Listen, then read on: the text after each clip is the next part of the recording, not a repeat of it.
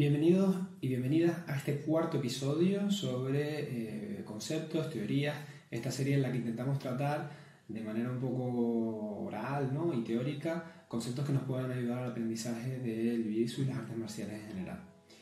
En este cuarto episodio vamos a tratar las mecánicas básicas y los fundamentos del Jiu-Jitsu, con lo cual va a ser un capítulo probablemente bastante largo, bastante denso, así que prepárense un poco y escuchen este vídeo cuando tengan realmente tiempo para atenderlo.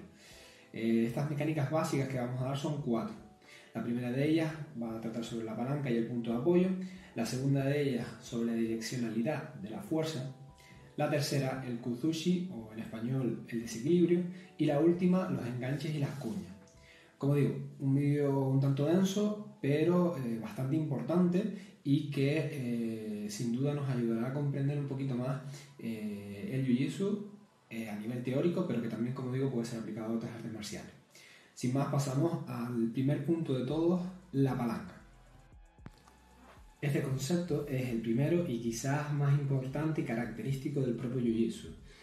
La palanca y el punto de apoyo lo podemos definir de forma física, es decir, que podrán encontrar prácticamente en cualquier libro de física de primaria y seguro que de secundaria. Y la palanca es simplemente una máquina simple cuya función consiste en transmitir fuerza y desplazamiento. Está compuesto por una barra y un fulcro o punto de apoyo más comúnmente llamado. Esta es la definición teórica, que como digo pueden encontrar en casi cualquier libro pues, de primaria o de secundaria. Y la traslación que tiene el Jiu-Jitsu la verán rápidamente según vayamos desarrollando el concepto de palanca y punto de apoyo.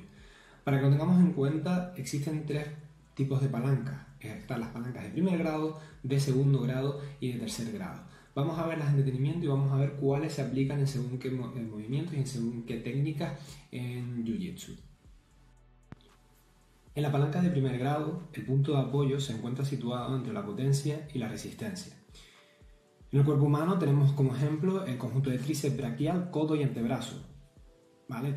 ¿Qué quiere decir todo esto? Cuando vemos una palanca, vemos 3 elementos básicos en esa palanca. ¿Vale? Ya te voy a explicar quizás la de primer grado, vamos a explicar esos elementos de la palanca. El punto de apoyo hace referencia al punto donde nosotros vamos a ejercer presión, ¿vale? Y que no se va a mover. El punto de apoyo es donde se ejerce la presión y traslada la fuerza. En el caso del Jiu-Jitsu, por ejemplo, si estamos hablando de la típica palanca, que realmente es de segundo grado, pero vamos a explicarla aquí, de Yuji Gatame, nuestro punto de apoyo es nuestra propia cadera, ¿verdad? La barra hace referencia a aquella que vamos a trasladar la fuerza. En el caso del Yuji Gatame, el brazo del compañero o compañera, ¿vale? Y la resistencia es el peso normalmente, en el ejemplo de física, pero en nuestro ejemplo el peso del brazo no es suficiente, sino que es la resistencia que hace nuestro oponente para hacer resistencia hacia el lado contrario. Por lo tanto, si tenemos en cuenta estos 3 conceptos, punto de apoyo, la barra y la resistencia, entenderemos bien los ejemplos de la palanca de primer, segundo y tercer grado. Como digo, la palanca de primer grado es la que se encuentra la potencia situada a un lado, la resistencia al otro y el punto de apoyo en medio. Quizá la de primer grado es la que menos ejemplos podamos ver en Jiu-Jitsu, pero nos sirve de punto de referencia a la hora de entender el resto de palancas. Después pasaríamos a las palancas de segundo grado. En la palanca de segundo grado, la resistencia se encuentra entre la potencia y el punto de apoyo. El ejemplo clásico en artes marciales, como vimos anteriormente, es el Yuji Gatame, la luxación de codo. Probablemente una de las luxaciones más características del Jiu-Jitsu y quizás de todas las artes marciales en general. Y es, como digo, el clásico ejemplo de palanca de segundo grado fácilmente identificable, puesto que la potencia la tenemos a un borde, la resistencia está antes del punto de apoyo, porque el punto de apoyo es la cadera nuestra, y la resistencia es todo el brazo del compañero, que podríamos argumentar que el brazo del compañero viene la fuerza desde el pecho también, ¿vale? Pero principalmente va a venir esa fuerza desde el brazo, ¿vale? Desde la punta de los dedos de sus dedos hasta el hombro. Como digo, evidentemente influye también la fuerza del pectoral, del dorsal, etc. Pero mayoritariamente esa resistencia viene dada por el acercamiento del brazo del oponente a su propio cuerpo, que es lo que va a querer hacer para defender efectivamente un Yuji Gatame luxación de brazo. Y pasaríamos finalmente a la palanca de tercer grado. En la palanca de tercer grado la potencia se encuentra entre la resistencia y el punto de apoyo. Vemos cómo simplemente las palancas de primer, segundo, tercer grado hacen referencia a dónde se encuentra la potencia, la resistencia con respecto al punto de apoyo. La palanca de tercer grado podría, por ejemplo, ser un Nippon Seiyonage, ¿no? Una proyección de cadera, donde la potencia y la resistencia se encuentran antes del punto de apoyo, que es nuestra cadera. Del concepto físico, realmente tenemos que destacar tres conceptos críticos para la palanca. El ejemplo de palancas de primer grado, segundo y tercer está muy bien a nivel teórico para entender qué es una palanca, qué es la potencia, qué es la resistencia, qué es el punto de apoyo, pero vamos a ver específicamente para el Jiu-Jitsu qué tenemos que tener claro para hacer una buena palanca, ya sea un Yuji Gatame o cualquiera de los otros ejemplos que podemos encontrar dentro del Jiu-Jitsu. Lo primero de todo es el lugar. Se tiene que agarrar bien el final de la palanca para maximizar el efecto de traslación de fuerza y nulificar la resistencia lo máximo posible. Repito porque esto es muy importante. Lo primero que tenemos que aprender de la palanca es el lugar.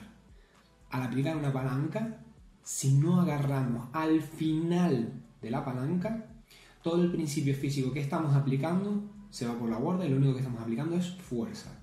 Fuerza bruta que hay que aplicar, pero que cuando tengamos un oponente que sea más fuerte que nosotros será imposible aplicar esta fuerza. Por lo tanto, el lugar de aplicar la palanca es clave. Si estamos aplicando una palanca de brazos, tenemos que agarrar al final del brazo. Si agarro, por ejemplo, en el Yuji Gatame en el antebrazo y el compañero es más fuerte que yo, probablemente sea muy difícil aplicar la palanca. Pero si yo llevo ese agarre hasta el final de su brazo y tiro, la palanca será mucho más fuerte. Entendamos o no el concepto físico, esa palanca va a ser mucho más fuerte. Entonces, agarrar siempre al final de la palanca.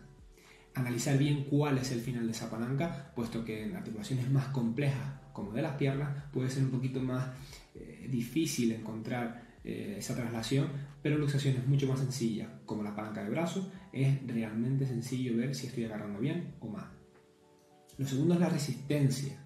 Generar, crear o aplicar en un punto de apoyo corporal lo más duro posible. Intentar evitar zonas blandas como puntos de apoyo. La resistencia hace referencia a este segundo punto, sobre todo al punto de apoyo. Volvemos al ejemplo del Yuji Gatame porque, como digo, es el más característico y es el que seguramente más de ustedes tengan en la cabeza. Punto de apoyo en el Yuji Gatame, como hemos dicho, puede ser la barriga. De hecho, muchas veces cuando empezamos aplicamos el codo del compañero en nuestra barriga, o peor aún, en los genitales. En los genitales, valga la broma, evidentemente no se debe aplicar la presión del codo porque nos hace daño. Muchas veces solucionamos ese problema subiendo el codo hacia la barriga. Pero el problema de la barriga es que por muy fuerte que estemos, es un terreno blando por naturaleza. Entonces, la resistencia, este segundo punto, hace referencia a que cuanto más duro sea el punto de apoyo, más eficaz será la palanca.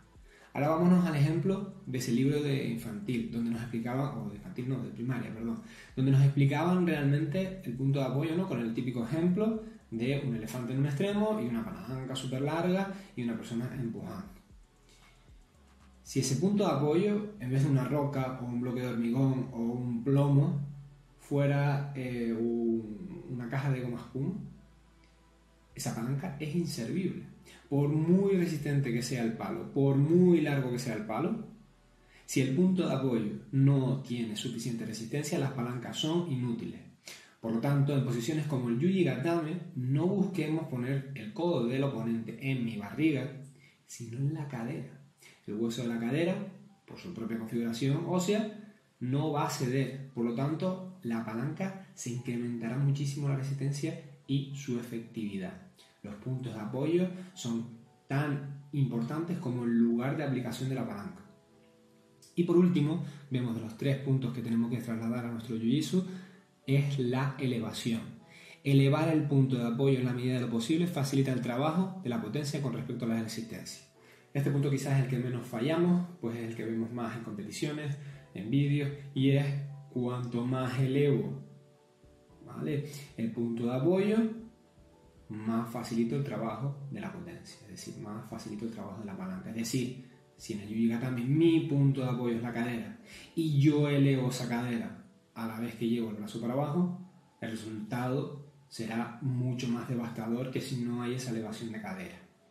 Por lo tanto, los 3 puntos que tenemos que tener en cuenta para la palanca es el lugar, agarrar al final de la palanca, es la resistencia, intentar apoyar esa palanca en un punto que no se hunda, a ser posible en un hueso nuestro. Y el último punto, la elevación, a ser posible elevar ese punto de apoyo facilitará la acción de palanca. Lugar, resistencia y elevación. Con estos 3 puntos, nuestras palancas serán totalmente devastadoras y muy difíciles de escapar. Así que entiendan bien los tipos de palancas, los grados, pero sobre todo, si nos tenemos que quedar con algo de este vídeo, estos últimos 3 puntos: lugar, resistencia y elevación. La palanca de primero, segundo, tercer grado, aquella persona que quiere dedicarse a las clases, pues oye, nos viene bien el saberlo, pero para todos los practicantes tener muy bien claros estos 3 conceptos, porque los podemos aplicar a un montón de técnicas. Pasamos ahora a la direccionalidad de la fuerza, nuestro segundo punto dentro de las mecánicas básicas de Jiu-Jitsu y en general de artes marciales. Entender y aplicar la dirección correcta en cada movimiento y en cada momento para aplicar fuerza nos ahorra tiempo y energía. Para ello la experiencia y el entendimiento de los puntos de apoyo y las líneas de equilibrio es clave. Muchas veces cuando cogemos una clase de judo, de Jiu-Jitsu, se nos habla de las líneas de desequilibrio.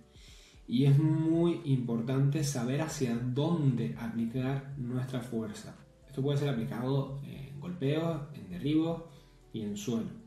Lo voy un poco a explicar en la fase de derribos porque quizás es la más evidente, pero no por ello es la única donde tenemos que tener en cuenta la direccionalidad de la fuerza. Tenemos que entender que fuerzas opuestas de la misma intensidad se nulifican. Es decir, si yo ejerzo fuerza hacia mi derecha y si mi oponente ejerce fuerza al sentido inverso y más o menos somos del mismo peso y tamaño y experiencia, eso no va a llevar a nada. No voy a poder seguir llevando mi ataque o mi movimiento si me ponen una fuerza igual. Por lo tanto, tengo que entender que ante una fuerza similar yo tengo que redireccionar mi fuerza. No puedo pretender que el oponente haga lo que yo quiera. Tengo que imponérselo. Por lo tanto, por ejemplo, en un derribo, y esto seguro que nos ha pasado a todos y a todas, vamos a derribar y nos atascamos. Nos quedamos literalmente atascados, es decir, mi movimiento se para en seco y no puedo derribar al oponente. ¿Por qué? Porque el oponente ha hecho toda la fuerza en el sentido opuesto para evitar ese derribo, para evitar ir al suelo, lo cual es totalmente lógico. Aquí tenemos una disyuntiva. O sigo para adelante y pretendo que mi fuerza venza a su resistencia, puede ocurrir, sobre todo si yo soy un poco más grande, un poco más pesado, un poco más fuerte. Puede ocurrir. No es lo... no diría lo correcto, pero sí que no es lo idóneo, pero si ocurre, pues bien. Lo normal, que si somos del mismo tamaño o más pequeños, nos contreen, es decir, en ese momento de parón, estoy vulnerable a que me hagan una contratécnica y efectivamente acabe yo, en el ejemplo que estamos poniendo, en el suelo. Como digo, pueden ser golpeos, pueden ser también en el suelo. O puede haber una tercera vía, que es la vía que tenemos que entrenar y para la que tenemos que intentar aspirar, y es la vía de encuentro una resistencia, y siempre ante una resistencia va a haber un vacío en otra dirección, ¿vale? Es decir, si yo voy a hacer la archiconocida técnica de Ponce y Onague, donde cojo el brazo del oponente en alguna de sus variantes de agarre e intento con mi cadera elevar su cadera, despegar sus pies del suelo y girarlo para que impacte contra el suelo, si la persona hace resistencia en contra de mi cadera y se hace fuerte en los pies, si yo en ese momento cambio y hago un enganche de piernas a favor de él o de ella, lo derribaré muchísimo más fácil. Si sin embargo me quedo atascado en ese Iponcionague, perfectamente el compañero o compañero me puede agarrar de la cadera en ese segundo o dos que yo me atasco y hacer un Onague, una proyección hacia atrás mío.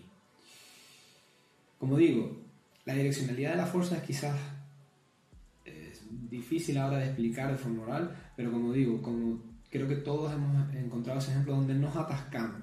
Nos atascamos sea yendo a coger un kimura en el suelo, yendo a hacer un derribo o simplemente que no encuentro el hueco al golpear.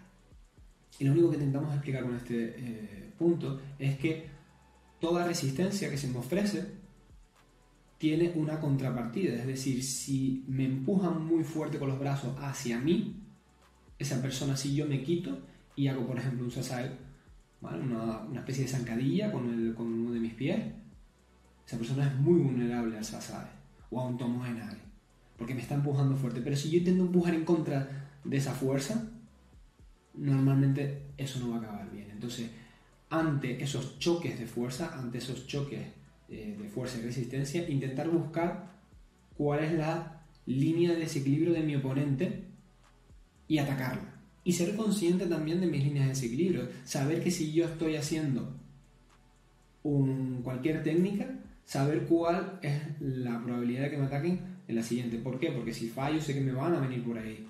Si yo hago un Ippon Shihonage, como decía, tengo que ser consciente de que soy vulnerable a un Uranage. Entonces tengo que estar pendiente de sus Uranages por si llega. ¿Vale? La direccionalidad de fuerza, si la entendemos, que al final es no obcecarse. ¿Vale? Lo que venimos a explicar con la direccionalidad de fuerza es no obcecarse en intentar mantener mi rumbo, sino adaptarme un poco a las pautas también del oponente, intentar sortear las defensas del oponente. Avanzaremos muchísimo más rápido y nos evitaremos muchísimas contratécnicas. Bien, pasamos ahora al tercer punto, el punto que llamamos Kuzushi, o literalmente desequilibrio en español. Kuzushi es un término japonés que hace referencia a la acción de desequilibrar al oponente. Es usado mayoritariamente en judo y hasta donde yo entiendo es un término propiamente del judo, que sin embargo podemos aplicar en cualquier arte marcial. Y es un término que, si bien es súper importante en el judo, creo que también debería ser importante en otras artes marciales porque es muy interesante. Debemos siempre poner a nuestro oponente, sobre todo al finalizar cualquier técnica, en una situación de desequilibrio, ¿vale? Sobre todo haciendo referencia a las técnicas de derribo. Pero no solo ahí, en el suelo también se puede usar muchísimo el Kuzushi. E incluso en los atemis, si conseguimos trastabillar al compañero o a la compañera con nuestro juego de piernas, dominando, ¿no? el tatami, el desequilibrio puede jugar una base muy, muy, muy importante. Vamos a intentar explicar ahora el Kuzushi de manera un poquito más técnica o teórica y después vamos a desglosar lo que hemos querido decir.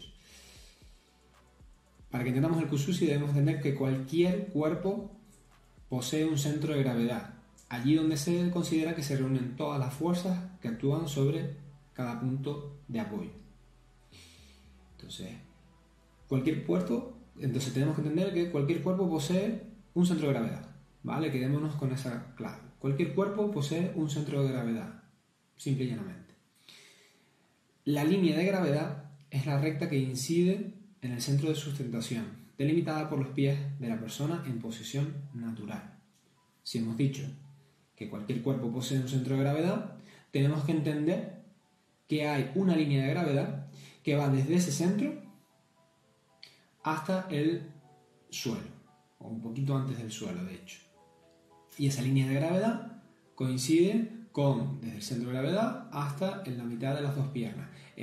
Si alguno ha ido al fisioterapeuta o ha ido al traumatólogo, por ejemplo, la plomada que nos ponen para ver si tenemos las caderas alineadas.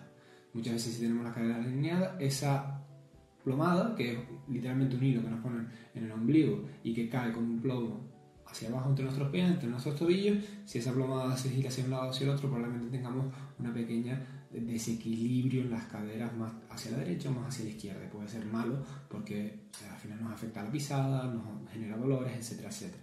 Entonces, dos conceptos: todos tenemos un centro de gravedad y hay una línea de gravedad que proyecta, ¿vale?, nuestro peso hacia el centro de nuestros pies cuando estamos en una posición natural, es decir, cuando estamos con las piernas ligeramente abiertas.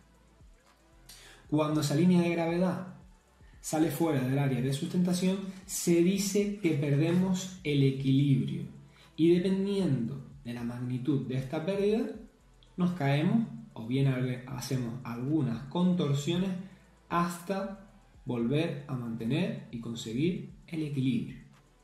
Vale, tenemos en cuenta que todos tenemos un centro de gravedad, que todos tenemos una especie de plomada, que todos tenemos, ¿vale?, esa línea de gravedad.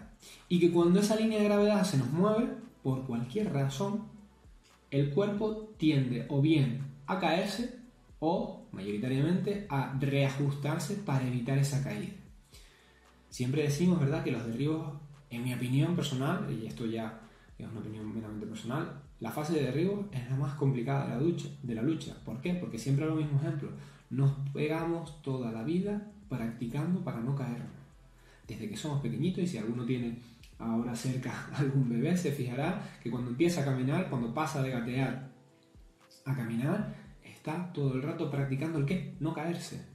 No caerse. Y en eso estamos toda la vida hasta que volvemos a ser viejitos, viejitas, y volvemos a intentar no caernos. ¿Por qué? Porque esa obsesión por no caerse. Porque caerse en el mundo natural es peligrosísimo. Si nos está persiguiendo un depredador y nos caemos, ahí se acaba la vida. Entonces, esa ansia por no ir al suelo, por no caerse, se mantiene durante toda la vida. En nuestro cerebro reptiliano, en nuestro cerebro primitivo. Y por eso es tan difícil derribar a alguien. Porque caerse en un entorno natural, donde hay depredadores, donde podemos morir de manera un poco más fácil que, por fortuna, en el mundo civilizado, caerse es igual a mal. Entonces el cerebro entiende eso a nivel, vamos, muy consciente. Por eso es tan difícil derribar a otra persona. Y para aumentar la estabilidad tenemos dos sistemas. O bien disminuir la altura del centro de gravedad, o bien aumentar la base de la sustentación. Y esto es muy interesante. ¿Por qué? Porque estamos viendo cómo los oponentes van a resistir nuestros intentos de derribarlo mediante dos formas. O bien van a bajar el centro de gravedad, es decir, van a bajar el culo, van a agachar la cabeza, van a bajar los hombros y van a intentar pegarse lo más al suelo posible, porque cuanto más pegados al suelo, muchísimo más difícil de derribar, o en principio. O bien se aumenta la base de la sustentación, es decir, o bien aumento la distancia de los pies el uno del otro, o incluso si ya estoy con las manos apoyadas en el suelo, alejo las manos la una de la otra, con lo cual tengo una mayor base, que si hemos visto vídeos anteriores sabemos a lo que nos referimos, tengo una mayor base y dificulto mucho la tarea de que me derriben. Por lo tanto, para que entendamos el Kusushi de manera sencilla y se nos quede grabado en la cabeza, el Kusushi y las líneas de dirección de la fuerza van íntimamente ligados. Son dos conceptos que se aplican y se interconectan muy bien el uno con el otro. Del Kusushi, entender que todas las personas tenemos un centro de gravedad, que si movemos ese centro de gravedad, lo más probable es que la persona intente, a menos que esté bajo la influencia del alcohol u otras sustancias alterantes de la percepción, va a intentar recuperar. ¿Cómo? Aumentando la base, es decir, sacando un pie para afuera o bajando el centro de gravedad. Si vemos esas pautas, podemos anticiparnos a esas pautas y derribar efectivamente. Como ven, es un concepto que al principio parece como muy abstracto, pero que realmente simplemente nos trata de describir lo que hace un cuerpo humano ante fuerzas que lo desequilibran. No tiene por qué ser en la lucha, ¿vale? Todos hemos ido caminando por la calle y a lo mejor hace mucho viento y nos empuja, o hay un tumulto y nos están empujando por todos lados. Es decir, el desequilibrio viene de muchísimas formas. En la parte que nos toca será normalmente un oponente que tengamos enfrente. Pero fíjense y analicen. Si me resbalo, si el suelo no está nivelado, o si no hay un escalón cuando lo esperaba, todo eso es desequilibrio y cómo inconscientemente el cuerpo se reajusta rápidamente para volver a equilibrarse, siempre de manera consciente e inconsciente. Entonces tenemos que, cuando queremos derribar a un oponente, tenemos que luchar contra todo ese conocimiento adquirido, porque evidentemente cuando vamos luchando cada vez es más difícil derribar al oponente, y también el inconsciente, porque como digo es algo que practicamos todos los días. Kusushi, como digo, un principio que viene del judo, pero que es tremendamente importante en golpeos, en derribos y en el suelo. Bien, pasamos ahora al último punto, finalmente, que es enganches y cuña. ¿Qué es un enganche y qué es una cuña? Vamos a definir rápidamente qué es un enganche.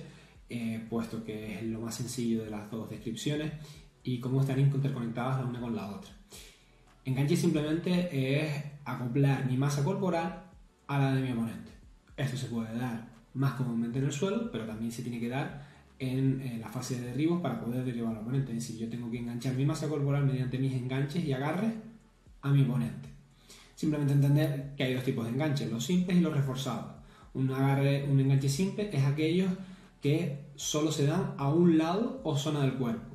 Más comúnmente lo encontramos en la fase de derribo, es decir, por ejemplo, cuando agarro una muñeca del oponente, cuando agarro una manga del oponente o cuando agarro solo el cuello con uno de mis brazos al oponente.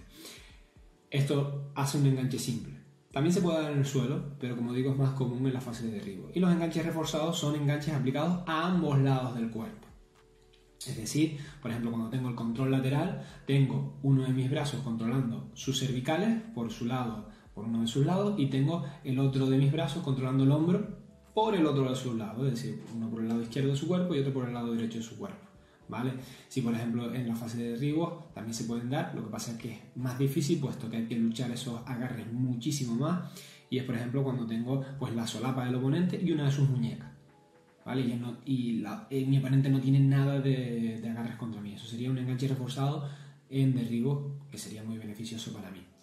Por lo tanto vemos que los enganches es simplemente eso, la capacidad de acoplar mi masa corporal a la del oponente.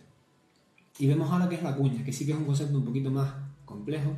Lo vamos a aplicar a nivel teórico, y es que la cuña es un mecanismo simple.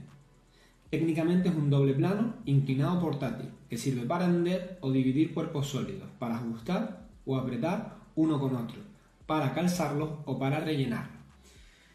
Esta es la definición que podemos encontrar en cualquier libro de educación secundaria o de bachiller o superior.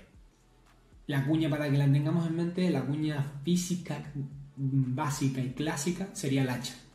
¿Vale? La hoja del hacha, si la tenemos todos en cuenta, es un filo pequeño, ¿verdad? Y que se va aumentando hasta generar pues, una parte de atrás bastante gordita, ¿no? Es decir, bastante ancha. Eso es así, ¿para qué? Para que cuando entre el filo, entre un filo muy fino y vaya aumentando y vaya dividiendo el tronco. Y es que esa es la función de la cuña. Dividir. Después había más funciones que pueden usarse, pero sobre todo la que tenemos que quedar nosotros para el jiu-jitsu es dividir. Y ahora lo vamos a ver, lo vamos a aplicar con un ejemplo práctico, ¿no? Al jiu-jitsu. Todos hemos estado en un control lateral. Consigo llegar al control lateral del oponente e intento atacar ese control lateral, ¿no? Intento hacer un triángulo, intento hacer una luxación de codo, de brazos, y no consigo despegarle los brazos del cuerpo. Ya sea porque sea más grande o simplemente porque defiende muy bien, sabe lo que viene y no quiere ser finalizado, ¿no? Evidentemente. Entonces, ¿cómo podemos usar este principio? Podemos usar la cuña para dividir su brazo de su pecho. Entonces, mediante la inserción de alguna parte de nuestro cuerpo, normalmente el antebrazo o la mano, vamos aumentando la distancia, vamos alejando el brazo de su cuerpo y vamos despegándolo. No cojo directamente el brazo y tiro para arriba. Ahí no hay palanca, no hay cuña, no hay nada. No estoy haciendo ningún principio físico. Solo estoy cogiendo su brazo e intentando despegárselo del pecho. Lo normal es que fracasemos, a menos que seamos mucho más fuertes que el oponente. Pero si usamos esa técnica de cuña de ir deslizando nuestra mano por debajo de su codo, de su antebrazo, e ir poco a poco despegándose, estamos usando una cuña, un principio físico a nuestro favor. ¿Vale? Estamos aplicando un principio físico a nuestro favor. Y al final esto es lo que se trata, de aplicar ciencia, de aplicar física, ¿vale? Para evitar las resistencias, porque cuando somos más grandes todo es mucho más fácil. Pero siempre habrá un oponente más grande, o simplemente estaremos cansados, ¿vale? Y es lo que quiero que tengan en cuenta. Lo segundo, los enganches y las cuñas, es entender que el peso corporal no lo es todo. Al igual que cuando les digo que usemos una cuña para usar bien un principio físico, cuando estemos enganchados al oponente, no pensemos que el peso corporal lo es todo. He usado a lo mejor una cuña para mejorar mi enganche al oponente. No piensen que solo porque proyecte mi peso encima, ¿vale? Tenemos que tener una buena colocación. ¿Y cómo reforzamos los agarres? El peso corporal puede ser una opción, ¿vale? No es la ideal, pero no es la ideal porque no siempre vamos a estar con un oponente más pequeño que nosotros, e incluso un oponente de nuestro tamaño puede que nuestra masa corporal no sea suficiente, ¿vale? Sobre todo cuando intentamos controlar, por ejemplo, a un oponente sus piernas, en posiciones como Ashigarami, ¿no? En los controles de piernas. El concepto más útil para reforzar los enganches es atapar ambos lados del cuerpo del contrario, con brazos y piernas. Es decir, si yo tengo ambos lados, su lado izquierdo y su lado derecho controlado, como vimos en los enganches, ¿vale? Será mucho más fácil controlar a nuestro oponente. Entonces, con este último punto lo que quiero decir es eso. Enganches, a ser posible, reforzados. Enganchar izquierda y derecha, sin que el oponente tenga un enganche a nosotros, o por lo menos que no sea útil. Si no puedo conseguir esos enganches, usar cuñas, tanto para atacar, para realmente ir a finalizar, como para controlar, para reforzar mis enganches. Si no tengo un buen control, usar la cuña, no solo para intentar hacer un Yuji Gatame o cualquier técnica de finalización, sino también para los controles. Y con esto terminaríamos este cuarto vídeo de mecánicas básicas. Espero que no se les haya hecho muy largo, que más o menos se haya podido entender lo que he intentado explicar. Como ven, son conceptos difíciles, muy teóricos, que no tenemos por qué aprendernos al dedillo, ni mucho menos, sino simplemente entender una cosa. Si aplicamos la física, la entendamos o no, la sepamos al dedillo o no, será la lucha mucho más fácil. Y al final de eso es lo que se trata. No, las artes marciales, por lo menos a día de hoy, ya no son magia, ya no es esoterismo, es ciencia aplicada. Es ciencia aplicada y se puede estudiar, se puede ver, y estamos viendo cómo hay unos principios físicos detrás de lo que hacemos todos los días en clase. Lo entendamos o no, eso es, por así decirlo, irrelevante. Yo lo único que entiendo es que entiendan lo que están ocurriendo cuando están luchando con el oponente, que entiendan qué principios nos rigen. Porque creo que si no entienden, lo van a buscar más de manera consciente al principio, pero después al final de manera inconsciente, que es al final de lo que se trata. Es decir, todo esto está muy bien, pero al final se trata de luchar sin pensar, sin obsesionarnos con lo que tenemos que hacer, sino simplemente ver lo que hay que hacer sin pensarlo.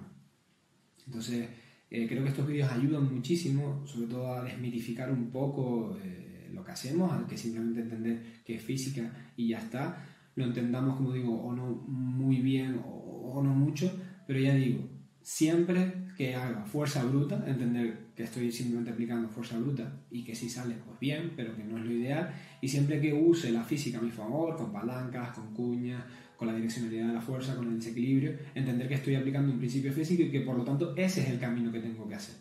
Pues lo dicho, espero que les haya gustado mucho este vídeo. A mí me ha servido también muchísimo para repasar conceptos, y siempre que lo quieran, pues escúchenlo porque puede ser muy útil. Si hoy solo han entendido un concepto, pues muy bien, es decir, no tenemos por qué aprendernos todos los conceptos de una sentada, podemos ir viéndolos por partes. Y como ello, cualquier duda que tengan, como siempre en clase, intentaremos resolverlas con ejemplos prácticos, viéndolos en vivo, que también es muchísimo más fácil. Pero lo dicho, espero que les haya gustado y nos vemos en el siguiente capítulo.